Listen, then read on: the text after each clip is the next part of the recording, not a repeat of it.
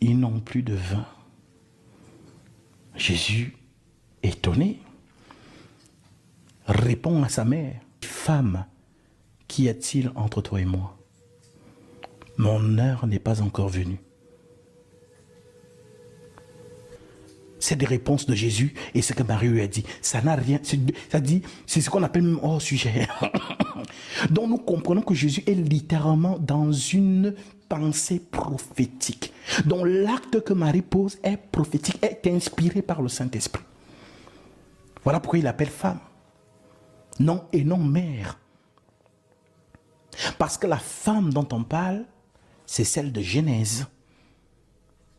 Tes désirs se porteront sur ton mari et lui, il dominera sur toi.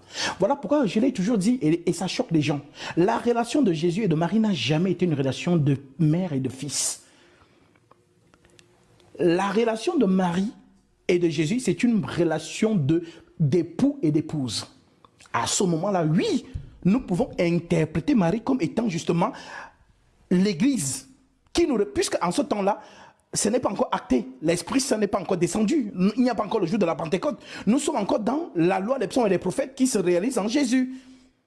Voilà pourquoi je vous dis souvent qu'on interprète les mouvements prophétiques, on interprète la loi, on interprète les prophètes, on interprète justement les psaumes. Et d'ailleurs, attention, cette interprétation qu'on dit, ce n'est pas selon nous, c'est selon la prophétie. Et qu'une écriture ne soit l'objet d'une interprétation particulière. Donc, dans ce cas de figure des noces de Cana, Marie représente quoi? Marie représente nous tous, dans cette scène. Jésus représente quoi? Jésus représente l'époux. Voilà pourquoi Jésus lui dit, femme, mon heure n'est pas encore venue. Quelle heure, justement? Quelle heure? Donc, le temps de demander n'est pas arrivé, Marie. Ce n'est pas maintenant que tu dois me demander. Je ne suis pas encore à la croix. Je ne suis pas encore mort et ressuscité. Tu me demanderas après. Est-ce que vous comprenez maintenant? Voilà pourquoi il lui a répondu ainsi. Et c'est là on retombe sur ce que nous étions en train de dire. Jean 17. L'eau qui doit devenir le vin. En d'autres termes, le vin la sort d'eau.